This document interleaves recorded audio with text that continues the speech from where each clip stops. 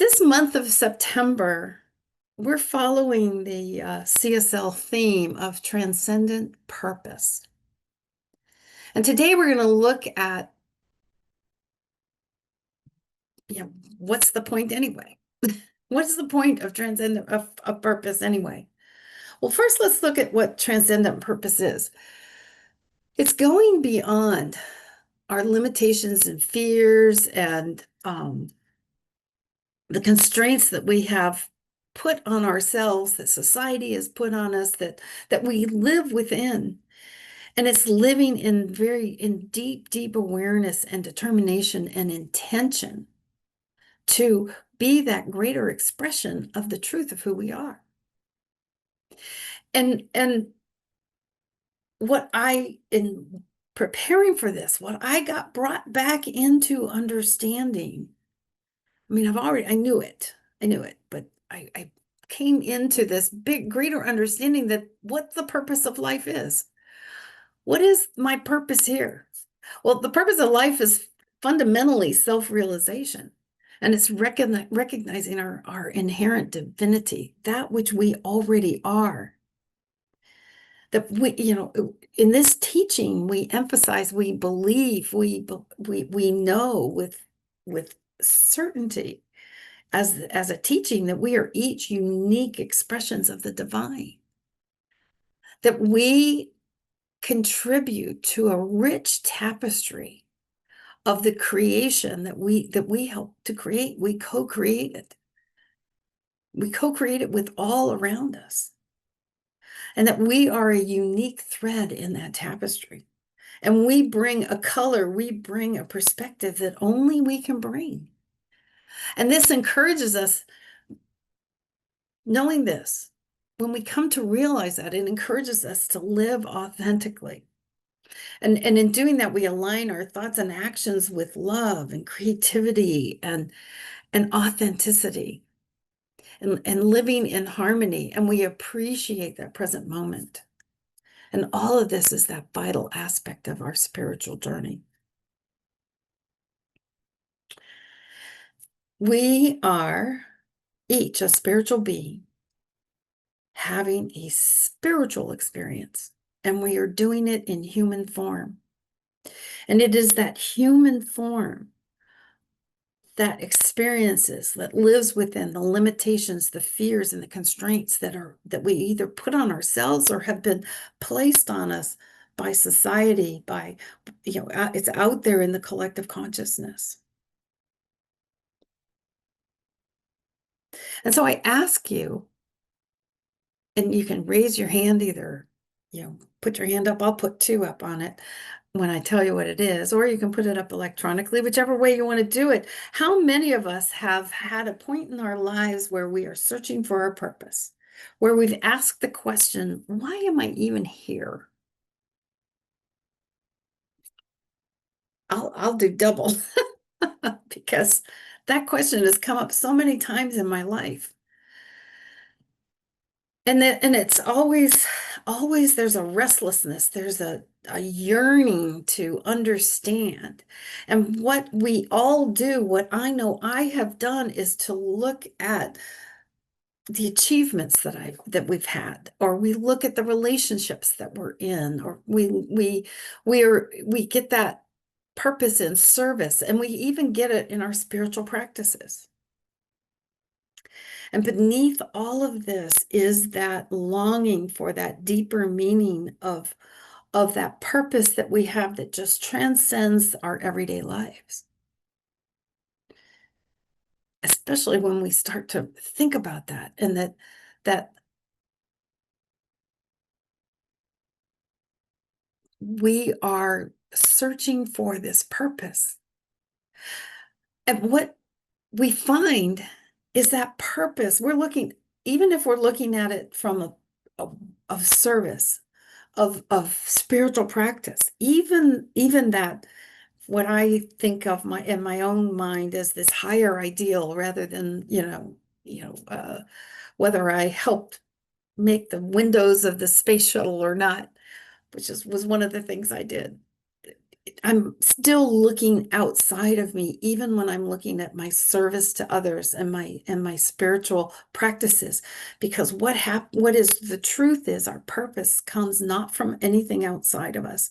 It comes from within. It comes from within, and this purpose is an invitation to be fully ourselves, to be our authentic self, be awake, to be in harmony with the greater whole. Thich Nhat Hanh talks about when we come into that present moment, when we bring ourselves back into the present moment, that we start to feel, we understand and touch that interconnectedness that we have with all beings. And something that he has said that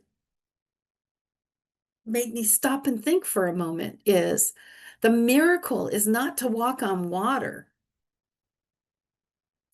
The miracle is to walk on this green earth and dwell in the moment, in the present moment, and feel truly alive. Now, he's a proponent of going out and walking on, just taking walks where you are just present to what is going on around you. And if you live here in Virginia, I realized how much I really enjoy, not in the 17-year cicada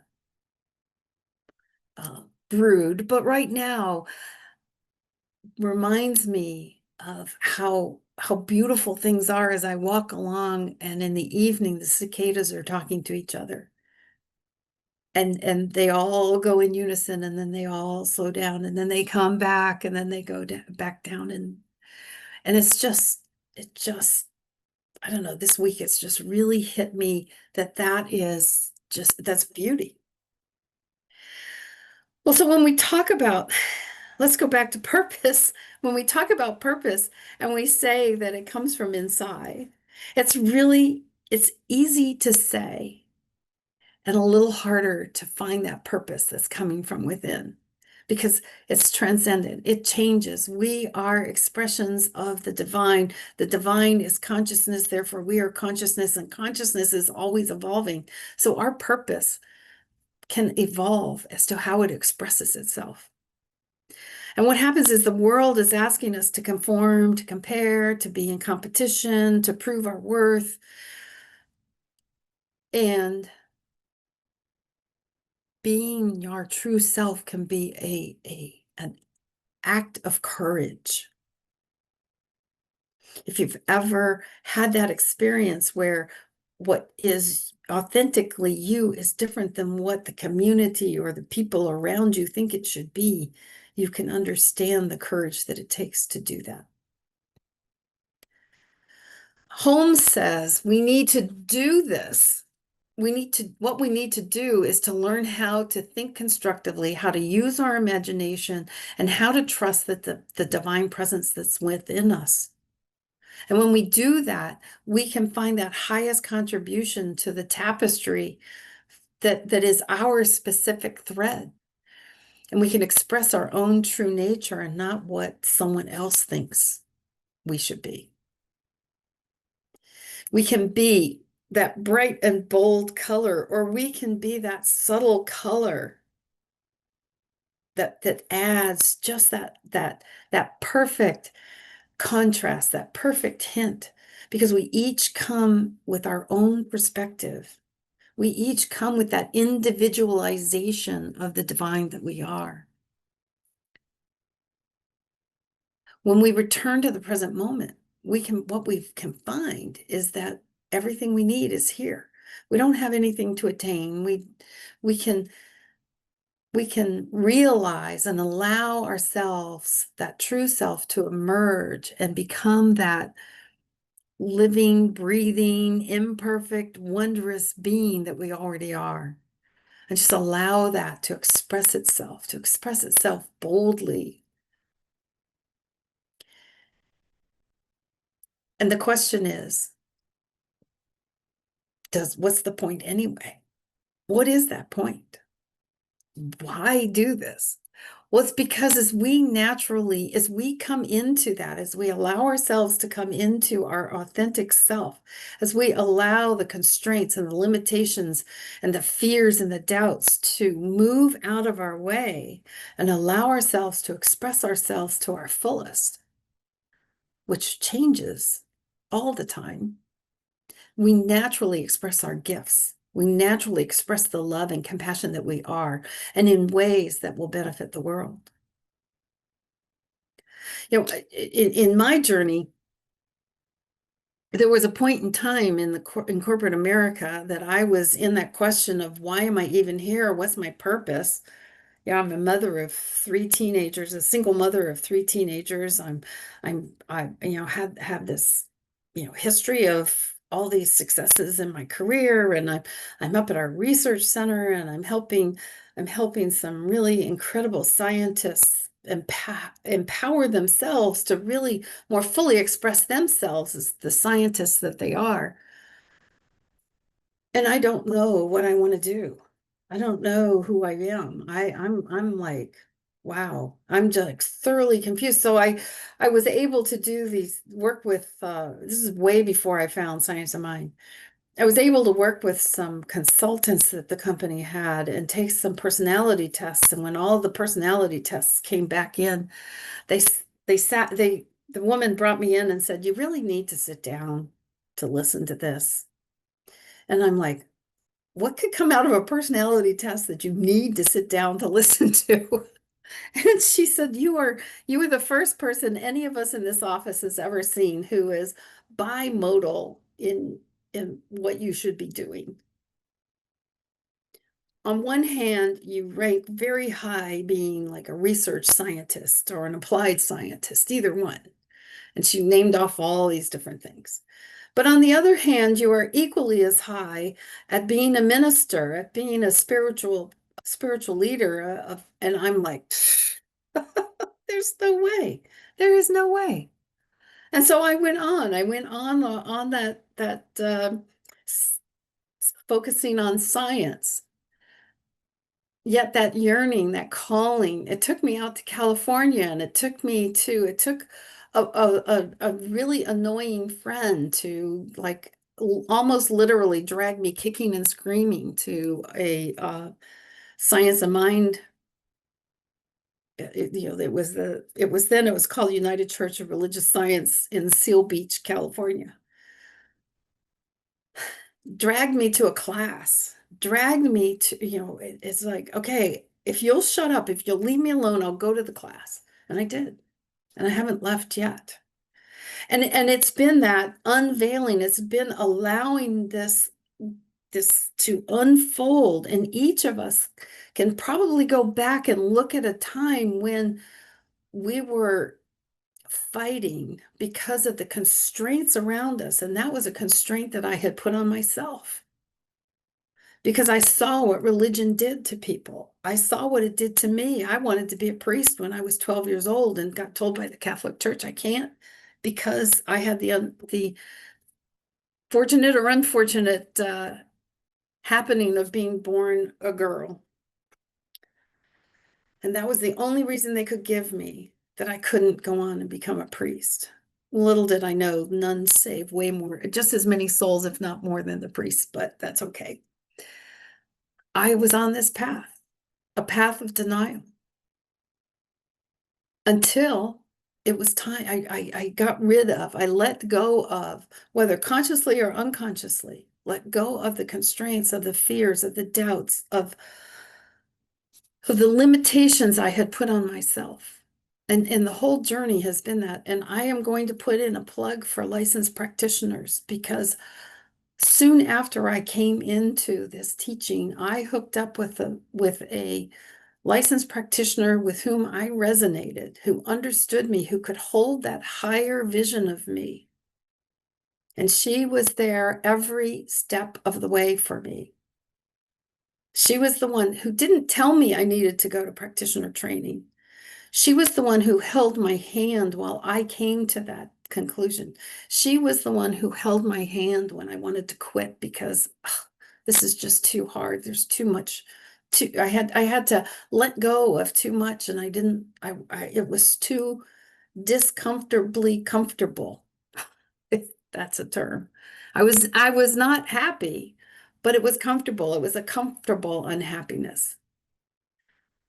And that is what we're talking about, this transcendent purpose. That is what the point of it is to allow this greater expression of ourselves to unfold.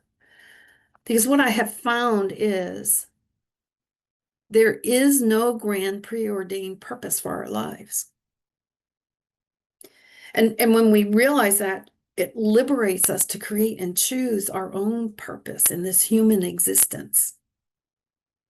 Because when I looked back at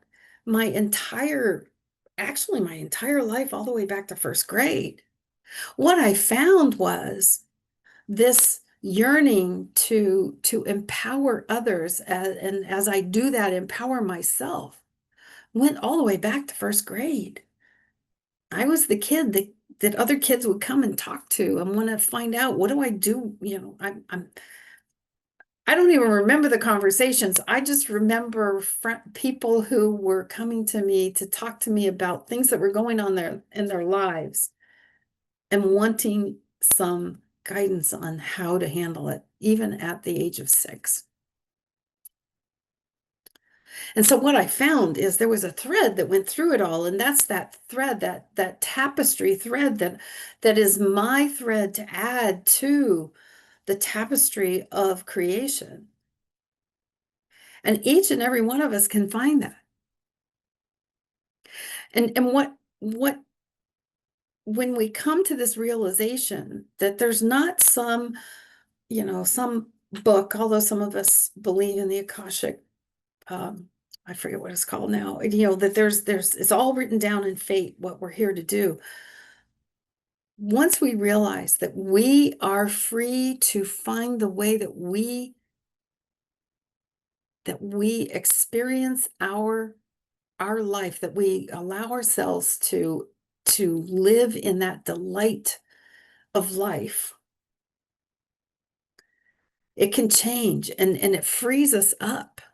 Because what happens is we realize that there's no mistakes and there's no errors. Because what that opens us up to is as we live this authenticity, is to recognize that there is not a failure. Any what we call a mistake or a detour becomes an integral part of our journey. It becomes that which shows us both what we are and what we're not.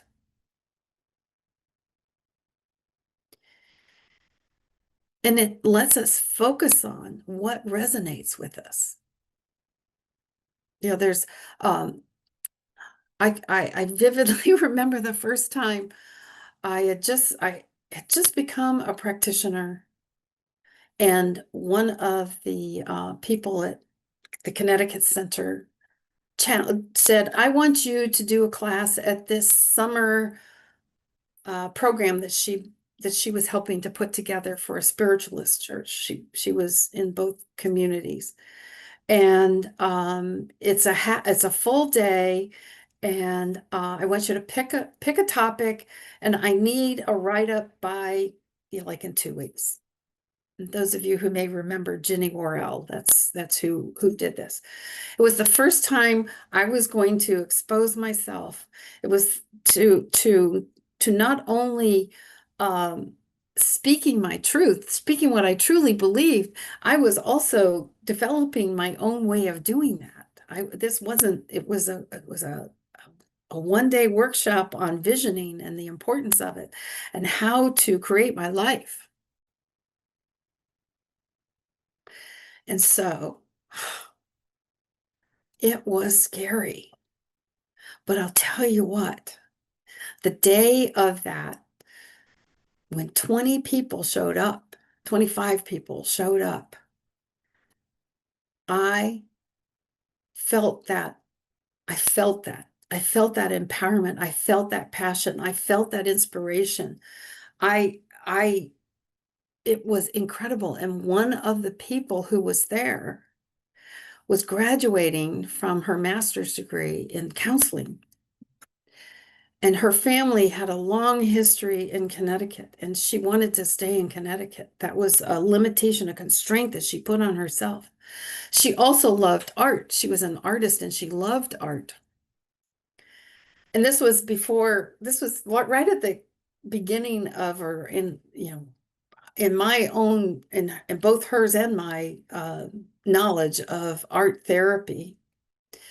And what happened was, after she did the visioning, after she opened herself up to, this is who I am, and I am open to guidance of how to best express myself so that I am in joy and I am adding to the joy in the world. I am more fully expressing my authentic self. What happened, what came up for her was an art therapy job. I think it was in I think it was in Taos, New Mexico, but it was in the Southwest. And it combined her counseling skills that she was learning and her love of art and her love of children. And so that was in July, and she found this job and was moving to New Mexico by the end of September. And that's opening ourselves up to this greater expression of ourselves and finding that what resonates with us and what brings that joy and fulfillment to us. And when we open ourselves up to that, when we find that our purpose is that thread that we add to the tapestry of creation, our unique thread. And it's there. We can find it. We can see it. When we look back at it, when we open ourselves up to it. So what is our purpose for being here? It's to have this dynamic experience, evolving expression of our authentic self, and allow it to evolve as we take stock in what is no longer serving me, as we listen to that yearning, as we listen to that restlessness to this greater expression of ourselves. And as we allow this to happen, we can recognize that our unique purpose is inseparable from our connection to others. And we start to get a greater understanding of oneness. Thich Nhat Hanh calls it our interbeing, that our existence is interwoven together with all of life around us. And that, as he puts it, my happiness is not separate from yours, and my suffering is not only mine. You know, in the rooms of AA, we say that, when you share a sorrow, when you share a suffering, it eases the burden, because we all recognize that, and when we share it, and when you share your joy, it just expands it even more, because all of us experience that joy. So what Holmes says is that the only life you can live is the life you affirm. It's the life you accept. So as we look for this as why is it? What's the point? The point is to have this greater expression of ourselves, because what we are is we are the one life expressing uniquely and individually as each and every one of us. And as Holmes said, later in his life, he found the teachings of Sri Aurobindo. And one of the things that he loves so much, and I love it too, is when asked, what is the purpose of creativity? What is our purpose? Aurobindo said, it's to delight God. We are to live to delight God. And guess what we're talking about when we say delight God? We are that expression of God. God's not some something sitting up on a cloud somewhere saying, delight me, Jackie, delight me. It's me saying, having that restless feeling, that yearning to have this greater expression, to be in delight myself. And I know that this is true for each and every one of us when we start to listen to that still small voice. And one thing is, as we start to look at this transcendent purpose and allowing it to evolve and to come forward more fully and freely, we need to know that there can be resistance to it, and that's natural. And a key part of allowing this evolution is to practice compassion for ourselves and listen for that voice of that inner child. Listen for the voice of the hurts and also listen for the voice of the aspirations that we have. And as we listen to those, we can find out what limitations, what constraints are there that are containing, that are restraining this greater expression of ourselves, and we can work with that. That's the power for me. My personal experience, that was the power of working with a practitioner. That's the power of having prayer partners. That was the power of being part of a community like this, where I can express myself, both my fears and my joys, and know that it's here in open arms of compassion and love.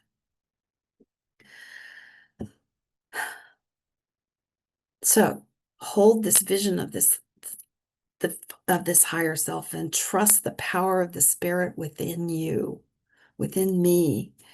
The more we trust it, the more it is. That still small voice becomes easier and easier to recognize and to understand. And then we start seeing it all around us, giving us those clues. So what can I do? What can I do? What can I do to bring about the perspective that only I can bring to all of humanity? Well, one is to set aside some time for reflection. Like every morning, you can ask yourself, who or what am I today? What is my intention for the day? How am I to express this greater expression of my authentic self today? And you can practice self-acceptance and notice when what I'm doing is trying to either impress someone else or to fit in or to make myself, my ego self, feel better about myself. And then gently return to yourself and just return to knowing you are enough. I am enough. I am enough. You can express your gifts, however small. It could just be your smile. Just to smile at everyone you meet. It can be to have some creative expression of yourself, and listen deeply to others.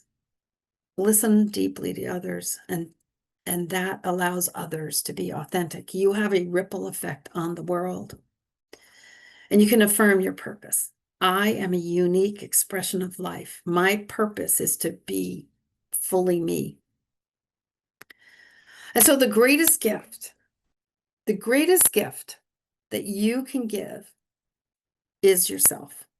That's the greatest gift that you can give the world, is that expression of yourself.